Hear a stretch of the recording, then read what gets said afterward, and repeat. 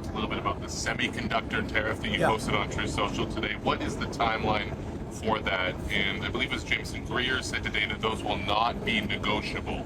Once those tariffs are in place, they're non-negotiable. Is that right? But the tariffs will be in place in the not distant future because, as you know, like we did with steel, like we did with automobiles, like we did with aluminum, which are now fully on, we'll be doing that with semiconductors, with chips, and numerous other things. And that'll take place in the very near future. And all the things. And what we did is we want to uncomplicate it from a lot of companies because that's really where it should be, ideally. And we wanted to uncomplicate it from a lot of other companies because we want to make our chips and semiconductors and other things in our country. And I will tell you, another one is pharmaceuticals, drugs and pharmaceuticals. We want to make our drugs in this country. And by placing a tariff on the companies that are not in this country, they're going to move into our country and we're going to have our drugs made in the United States. So that in case of war, in case of whatever, we're not relying on China and various other countries to supply us with drugs, which is not a good idea. And it'll happen very fast. It'll all happen very fast. Do you know what rate the semiconductor tariff I'm going to be announcing it over the next week. Are you going to announce tariffs on things like iPhones, tablets? Well, that's going to be announced very soon, and we'll be discussing it. But we'll also talk to companies. You know, you have to show a certain flexibility. Nobody should be so rigid. You have to have a certain flexibility. And we're doing really well, and financially our country is going to be stronger than it's ever been. So some products there's flexibility for some products?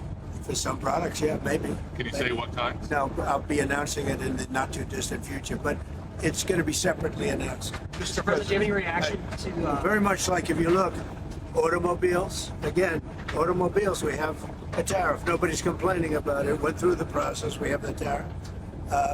Steel, aluminum, and some other things. So, and by the way, our country is taking in billions and billions of dollars on those tariffs. What is your message to markets tomorrow? There's some ambiguity, or at least some questions about whether there were exceptions or exemptions. There shouldn't be ambiguity. We have a tremendous country. We have a country that's much richer today than it was a few months ago. We have a financial system that's very respected, and we're going to do great. And we were taken advantage of and ripped off by every country all over the world, almost, just about. They laughed at us. We were run by foolish people, and they took advantage of our country, and we're just not going to let that happen anymore. In terms of the big, beautiful bill, right? When do you expect that to get done? Well, I hope soon. The big, beautiful bill. It's the big, beautiful tax cuts, really, and regulation cuts and many other things. It passed its first test, as you know, the last couple of weeks, but particularly during last week, where we had a vote. We won in the House, we won in the Senate, and that was a big chunk of it. And now they're going to eventually take, pretty soon, a final vote. And the big, beautiful tax cuts and regulation cuts and all of the other things that are included in there will go into effect. And I think it'll be probably the largest tax cuts in the history of our country. Do you have a reaction to Russia's Palm Sunday attack on Ukraine? I think it was terrible, and I was told they made a mistake. But I think it's a horrible thing. I think the whole war is a horrible thing. I think the war is, for that war to have started, is an abuse of power. This country would have never allowed that war to have started if I were president. That war is a shame. Millions of people are dead that should be alive. Cities are being destroyed all over Ukraine. The whole culture is gone. We're certainly very severely hurt. You know, the chapels, the churches, the spirals, all of the things that they had in Ukraine were among the most beautiful anywhere in the world. Most of them are knocked down and blown up into a million pieces. But most importantly, you have millions of people dead that shouldn't be dead. Think of it. Think of what a rigged election means. We would have had we wouldn't have had the war in Ukraine. We wouldn't have had the Russia-Ukraine situation. We wouldn't have had October 7th, Israel, the Middle East. We wouldn't have had inflation. We wouldn't have had the most embarrassing day or period in the history of our country. That's Afghanistan, one of the most embarrassing moments in the history of our country, Afghanistan.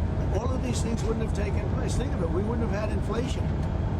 But millions of people would be alive except for the fact that the election were rigged, because that war would have never started and Putin never would have started that war.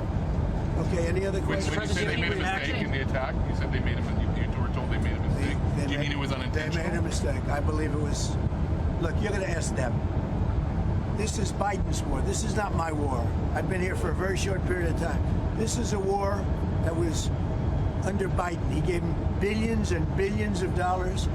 He should have never allowed, if he had any brain, which he didn't have and doesn't have, and now it's being proven, he wouldn't have allowed that war to start. I would have absolutely not. That war would never have taken place.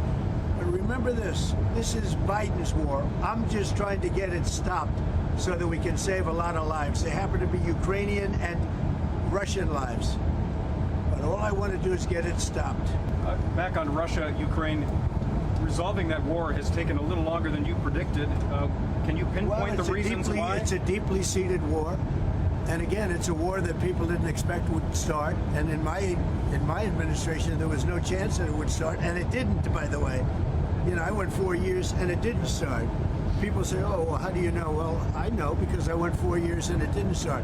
You would have never had that war. It would have never started. Putin never would have started it. I mean, I think, frankly, he had so little respect for Biden that he started it for that reason.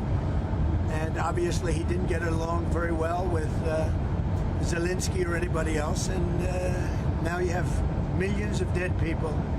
And those people, every one of them should be alive right now. Mr. President, could you give us an update on Iran? Well, we're What going is to be that doing Iran? it very shortly. Iran also. It was another way. I met with a different group of people in Iran. And we'll be making a decision on Iran very quickly. Yeah, please.